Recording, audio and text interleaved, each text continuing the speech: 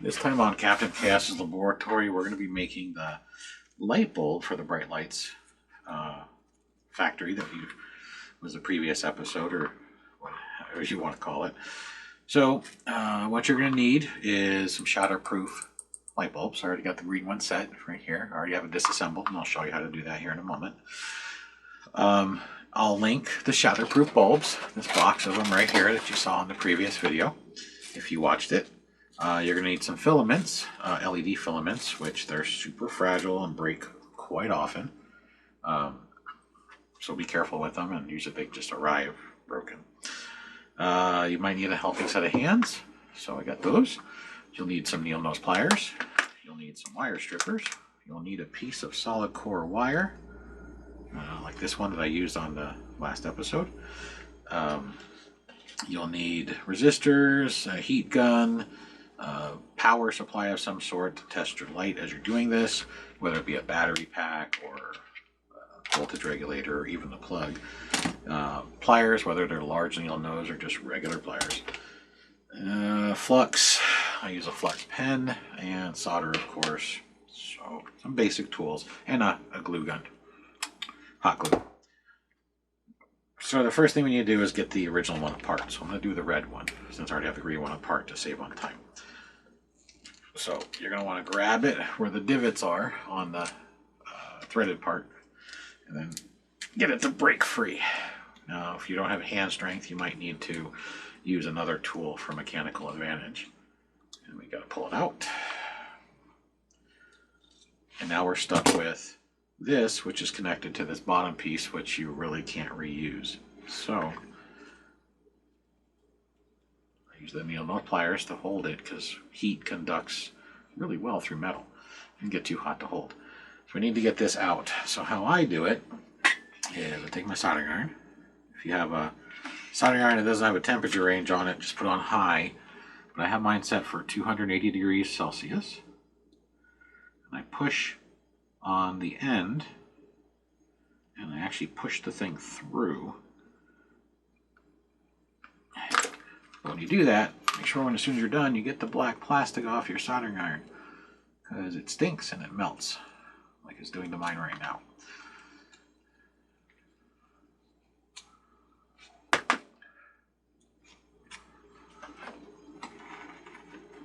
So,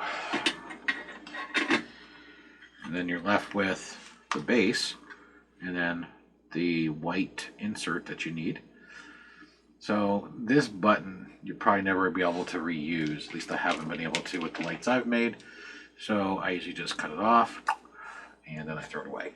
Okay. And then you pull out the original filament with resistors. If you want to salvage it, use a pair of pliers, and then you just pull them out. So set that off to the side there with the other ones that I've been working on. Now you're left with an insert and a base and a lens. So this is the red, and this is the green. The green, you need a 22 ohm resistor to mute the color, and the red, you need a 10. So here's the 10. And let's use this piece of copper right here. Don't need a super long piece. I'm just going to cut about half of that off of the original. Ooh, hopefully it didn't break the filament. But we do need to remove the insulation. So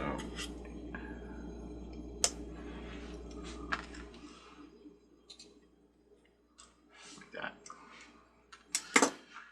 So this is just telephone wire, old school telephone wire, solid core. And it is, you need solid core, you can't use stranded.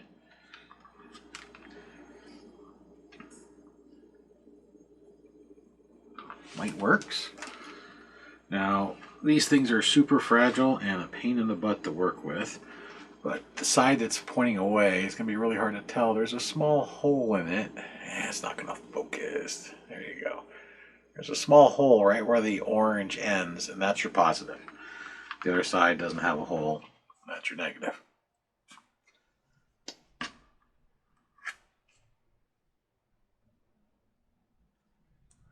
So with the flux pen, I'm going to flux the ends, and the one reason is to reduce the amount of heat required to transfer the solder.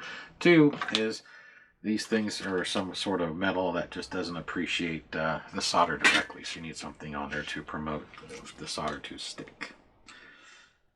Now we're going to pre-tin this.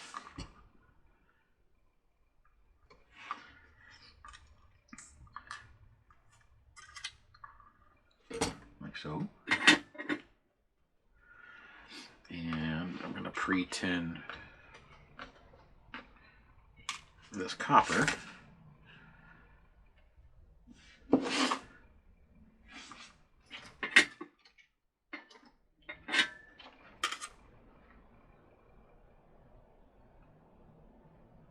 You might have to use magnifiers like I do so I can see what I'm doing on the small stuff. And now we're going to stick the negative, and it doesn't matter which side you put the resistor on, I just choosing the negative. I'm going to solder the negative to the copper. Yeah.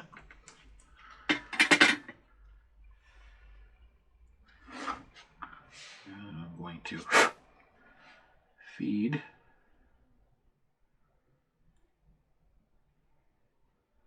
it through this white isolator. I'm going to feed it all the way in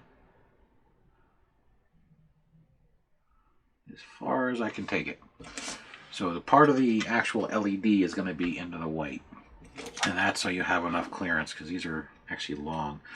So here's the originals with the 120 volts. You can see that they're substantially longer, and I was not able to find them in a shorter 3-volt filament. So I pulled it all the way down to where this orange is now touching the bottom inside here, where it bottoms out. So that way when the cap goes on, it doesn't hit the top of the bulb, because that's bad. That's how they break. Then they look like that. You can see a failure right there. Broke it. So this is the easiest way I've been finding how to do it. If you have an easier way, if you do this yourself, please share. So now I'm going to clamp onto the white, not onto the filament. I'm going to take the resistor, and I'm going to shove it all the way through as well on the other hole. There we go. Like so. But we need the top of the resistor to make contact with this top of the filament. So we're not going to stick the resistor in all the way. It's going to protrude up a little bit. Now if you get resistors that have even longer leads, which I don't think they make those, you could stick it all the way in and you'd be fine. I'm going to put a little flux on the resistor, and I'm going to tin it real quick, like so. And then now we're going to solder it to the positive.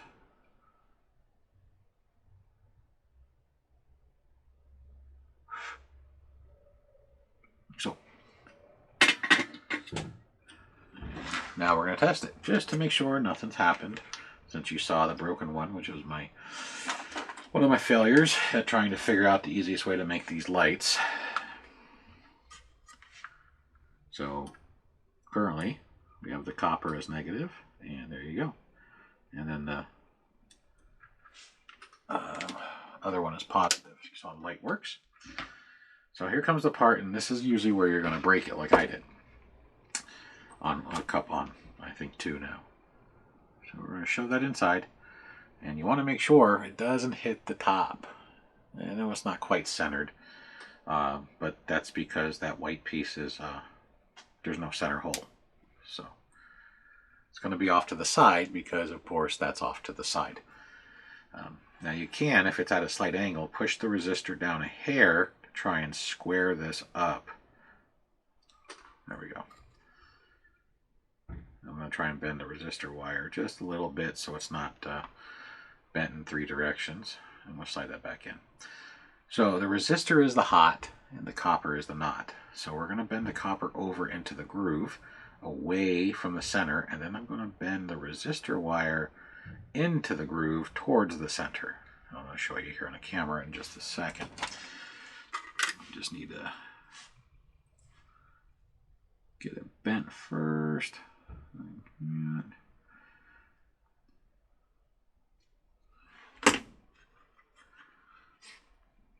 So you can see the groove. The copper is bent all the way to the side, and then that's so the tin comes out the center, so it doesn't touch. It has to come out that hole without touching this outer, which is the negative, because that would be called a short. So on the copper, I'm going to bend it up, and I'm going to bend her at an angle, and I'm just going to put it inside the thread, like so. Now it's wrapped around like so it's in the thread. See the copper? There you go. Now we're going to screw this on.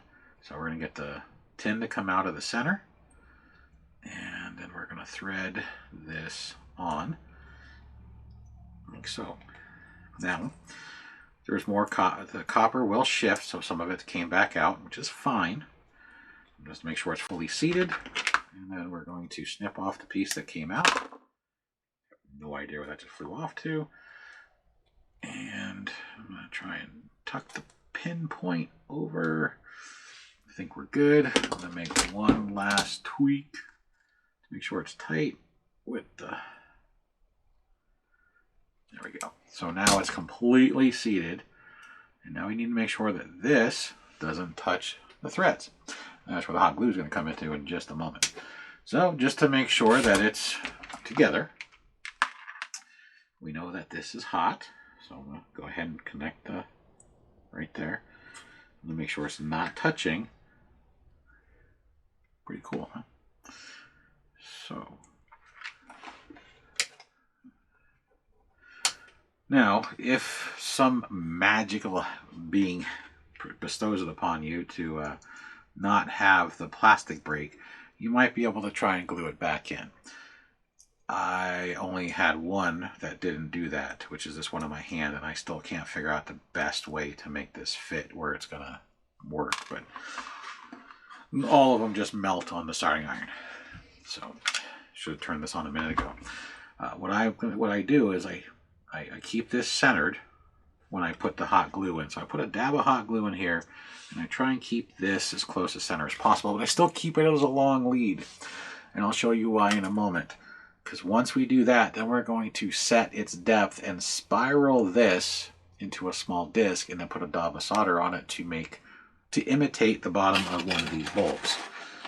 So we're going to recreate this base using hot glue, what's left of that lead, and solder. I don't have a bulb making company, so I can't reproduce the bulb as OEM. But I can at least do as best as possible to make it work inside that house. So when the house leaves, it's going home with 2 of these reds and 2 of those greens. That's why there's another one sitting here ready to be assembled for them to have spares. Technically, the shipping is going to be the worst part. It's going to be bouncing around, and those things are super fragile. But these things are supposed to last you years, like years. They say 11 years of standard use, which is, I don't remember what they consider standard use. I believe it's like 3 hours a day, every day. That's crazy. Now, just to give you an idea, I have an LED light in my mailbox. That's LED. It's an LED cob. I thought I had one laying on my bench. I think I moved him. That sucker has been on non-stop, except for when we have a power outage, 24 hours a day for 13, maybe 14 years now. So they're relative. But then I've installed light bulbs in my house or LED, and they've lasted a month. So I don't know. Oh, here. I have an LED cob like this in my mailbox. My mailbox light. Except this is 1, 2, 3, 4, 5, 6, 7, 9. This is 12. And one of my mailboxes is 21 LEDs. But these LEDs last really long. They're really durable. But that gives you an idea. The LEDs are supposed to last for a really long time, and when they're that style, they're super durable. You can drop them and they don't break. Those, you look at them wrong and they crack. Yeah, I definitely should have heated this thing up before we got this far. But, so LEDs they're good. I like LEDs. They give you a true color. Let me get there we go. Get some of that glob out of the end. I don't know, is it just me, or do you guys do hot glue and the first thing that comes out is just not as liquidy as it should be? It's like lumpy. Now we're going to put a little hot glue inside here. The hot glue is going to act as an isolator and a holder of this wire. So it's going to isolate because it's non-conductive, and it's going to hold the wire in the center. So I put a little glue in, I then move it, and then I just hold the wire out of the way off to the center, and then I just let it cool. You can get compressed air, you can put it in your freezer to make it cool faster. But this room right now is in the 50s, so it should cool pretty quick. I believe it's the 50s. 58. So yeah, so it's nice and cool in here, so it's actually congealing really fast. Matter of fact, it's already solid. All right, so let's get the glue snot rings or lines off of this.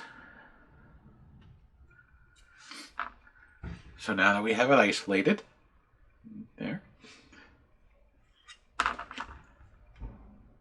now going to bend this about, I don't know, what is that? About a 1/4 inch, a little less than above the, over there, there you go, above the top of the metal. And now I'm going to spiral it. So I'm going to just wrap it around the one side of my needle nose.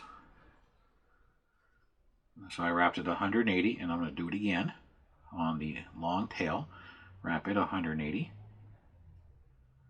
And it might be hard to see it. Trying to get it where the light, the viewfinder is horrible to see what you're doing because it's such a small window. Get rid of some of this glue snot. Also, the glue is kind of clear, and this is silver, so it's highly reflective. But you can kind of see the spiral I made there. So now I'm just going to flatten the spiral out because it's kind of lifted. And I'm going to make it a little bit tighter.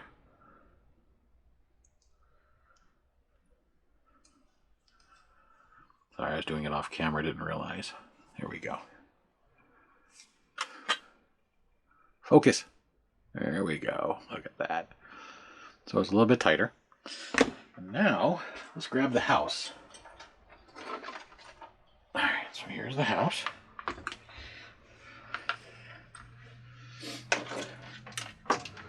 And here's the plug. So 3-volt lights on here.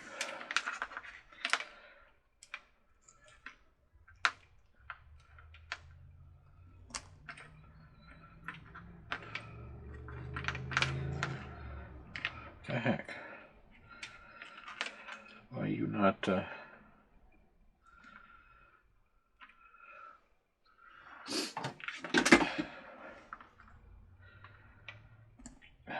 These pins aren't staying in.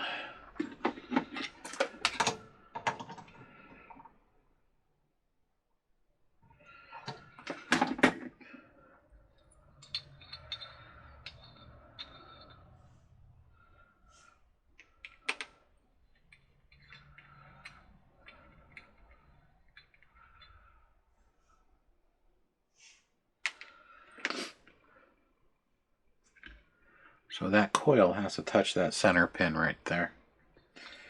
So before you put any more glue on it, you need to see if it sets. But I'm trying to figure out why this thing won't send power.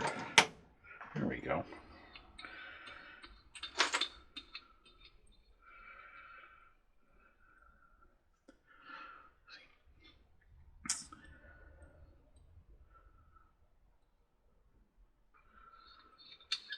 So by screwing it in, it helps push this to where I need it. So it looks like it's already too high with the little bit amount of glue I have. So I'm going to try and push it into the glue because it pushed it off to the side. That usually means that my mound is too tall. So a 1/4 inch is probably a hair high. So let's try it again.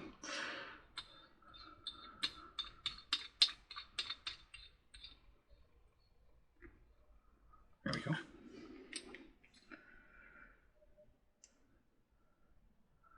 The reason my light wasn't working is my green I didn't hot glue yet. And it bent and touched. It made contact with the became a short.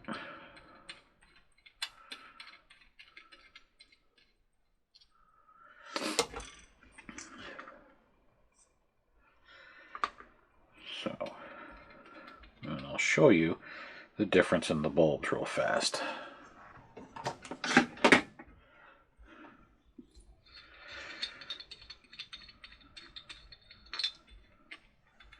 So this is the one you saw me make. This is the first one I made. So let's say this is generation 1. This is generation 3 because I've broken a few in between. So this one's pretty centered.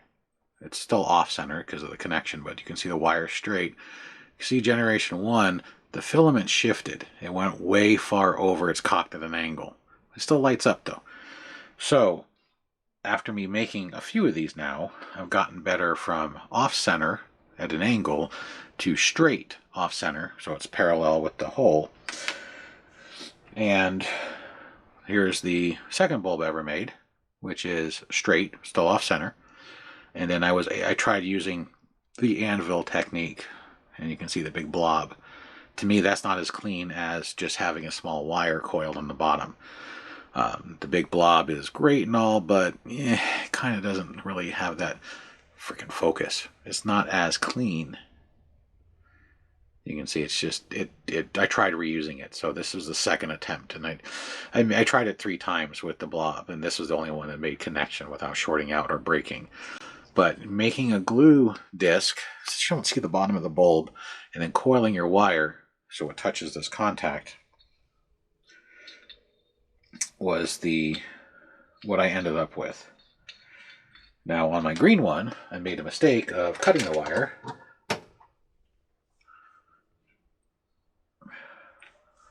So on the original green one, you can see the wire's really short. You know how short that is? So again, as I made more bulbs, I kept changing how I did it to where I found the most, I don't know, efficient way or best way for trying to recreate the 3-volt light. If any of you have suggestions, I'll be more than happy to entertain them. The whole point is that more people see the problem, other people may have solutions. But I now have 2 red bulbs. I'll say a Gen 3, a Gen 1, and the green would be the Gen 2 on how to build them.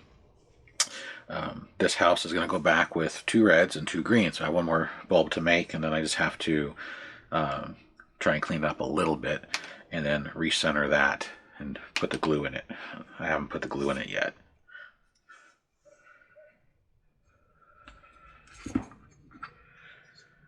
So it doesn't look too bad. And of course this one clips in the bottom. But these are the standard 3-volt bulbs now. They're just white, and you can tell the reason why it was sent to me to see if I could recreate them is it's not as pretty. You screw this on the top, even if you painted these, you know, with this screwed on the top, it just doesn't have the pizzazz of an old school C7 or C8 bulb. It just doesn't look as good. Also, it's white. It's really bright compared to the red. you know, as far as how it illuminates. It's, I can understand why people who have this piece out there want the old school style bulb, and of course the color. The color is important. So, but Department 56 sells the 3-volt bulbs. There you go. But they don't sell the 3-volt colored bulbs. So this is how you make one. So you saw me make one in less than 30 minutes. It's not a fast process. It is a tedious process. Even though this video is only just under 30 minutes right now, it's been about 90 since I started it because I kept breaking the filaments. That's the problem. They are so fragile. So red, 10 ohm resistor, green, 22 ohm resistor. If you put like a 46 in there, it won't even turn on. You just need a little bit to dim the color down. I will link to the, okay, they're C7s. Couldn't remember, but C7 shatterproof bulbs. I know it says it on here somewhere. No, apparently not. So it just says C7 LED replacement, green, light, 25 pack new. It's green and red. They just have the red missing. The listing said shatterproof. You can even get the white ones, which is what I bought originally, which you probably saw in the last video if you watched it. I just don't like trying to get these things out. But basically, I was trying to imitate what they did. All right, let's get this thing to, let's use the box. There we go. If you can see inside, you can see the wire, see? And the filament is only centered because if you look at the bottom, they have a dog leg on the bottom filament to center the filament inside. And that's great. They have a smaller filament. You can do that, but with these large filaments, you really can't. But you can even get these bulbs and paint them. I could not find these with a red or a green filament inside, but if they have them, you could just buy these, and but they're 120 volts. So technically buying them would be pointless. I can't find anything in 3 volt in a C7 decorative bulb. But I think this is the one that says shatterproof on the side. That's actually printed on the box. Of color, instant no mercury.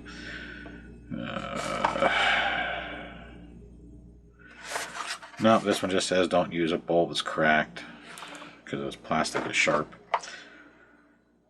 It says this thing costs approximately 10 cents. Yeah, here's the information that says based on 3 hours per day. It's going to last you 14 years at 3 hours per day. When they say LEDs last you a really, really, really long time, well, you're not running them very long. 3 hours a day. They figured in 3 hours a day, you're only going to run it to see things. If they're Christmas lights, you're going to put them on a timer. You're not going to run them for 10 hours or 12 hours straight. Yeah. So a lot of things they don't tell you when they say it's 11 years before they burn out. Yeah, no, it's 11 years to burn out if you just run them for 21 hours a week. But besides that, that's just a whole different topic. That's how I started making these bulbs to replace them here. Do it yourself if you can. The components you can buy, it's going to cost more than these bulbs were brand new originally, but they won't make them anymore. But resistors and the filaments and the bulbs themselves, the sacrificial bulbs, so I can get the components. Crap, I think it comes out to, because you get 25 bulbs, you can get hundreds of resistors. So if we just break it down to what I need, let me do some quick math here. 8. So that's like $1. That's 50 cents. Each bulb costs about $3 if you break it down. Now, of course, you're going to eat some of that up in the fact that half of these are going to arrive broken, the filaments. But if you just take the price per filament, they give you so many filaments in a bag, the 25 count of bulbs, the resistor, if you break down just the resistors you need, you're talking a couple dollars a bulb. to do it yourself. That's not counting the material you need in addition to just here, the solder, and then of course the tools. You're going to need wire cutters or strippers or both, helping hands unless you got a guy that wants to hold it for you and possibly burn their fingers, a soldering iron, maybe a heat gun if you can't break the little bit of glue free when they thread these things on. So there's a little more expense because you need to get tools. Without the tools, you can't do the job. So, oh, and glue. You need hot glue, which is relatively cheap. The hot glue I use is SureBonder. I mention it all the time when I use it. I find it works the best. It dries hard, but you can heat it up with a heat gun and take it back apart. But I buy it in the 77-foot rolls. That's why there's a big curve here.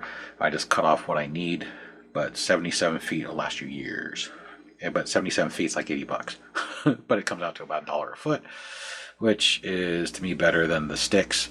SureBonder does make the sticks for a standard glue gun that are only 6 or 8 or 10 inches long. But overall, if you look at the distance on a 77-foot roll versus the distance on the sticks, the roll is a better price. But you have to use a lot of hot glue. Since I repair tons of these houses, I use a lot of hot glue. So, but any questions, comments, suggestions, or if you tackle this yourself and say, hey, I think I found an easier, faster, better way to do this.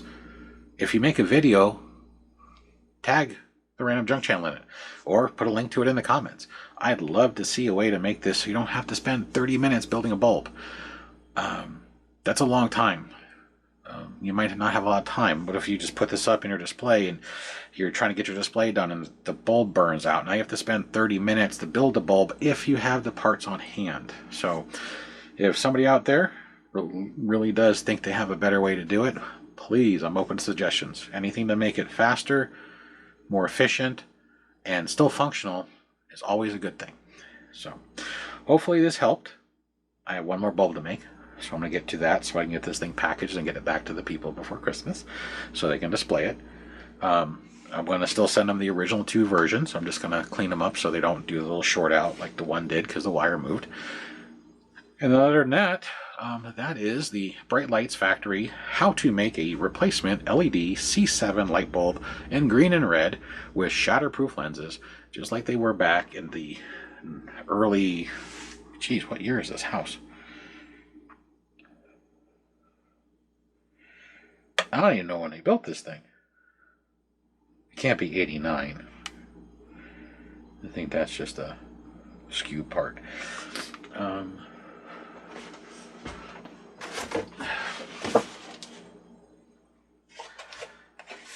That's one thing I like about Leamax. They put the dates on all their products.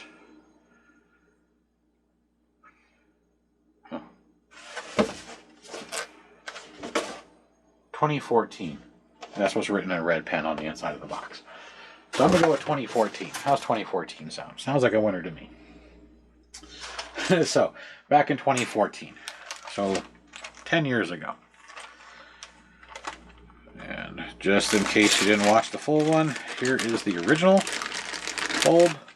One of them. So you can compare it to the new bulb. You can see the original is a slightly darker green lens, not much, maybe 2 shades. But you can see the original bulb, it's got an extra long Christmas light bulb inside with a small filament that's incandescent. And here's the new bulb. So you can definitely see there's a slight color difference. But that's a green light shining through green plastic. This is a white light shining through green plastic. So they need to make the plastic darker so that the white's not as bright. So there's your trade-off. And then what I was talking about, if you didn't watch the first one, there's the solder joint right there for the negative, solder to the threads. That solder joint has also melted the plastic, which makes it really hard to unscrew this plastic. And this plastic is a different type of plastic than this. This is a thicker plastic, so this is more likely to shatter in your hand. If you were to try and do it to the OEM one, be careful. Don't break it. Also, because you don't want to cut yourself. Also, if this is like a standard incandescent bulb, a modern day, if you break this solder joint with a soldering gun, this will literally unscrew and you can salvage this black plastic.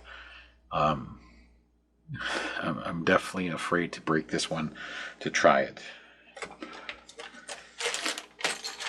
But I know I tried it on the previous video. These don't want to turn because they're glued, and the solder has melted into the lens. Yeah, it doesn't.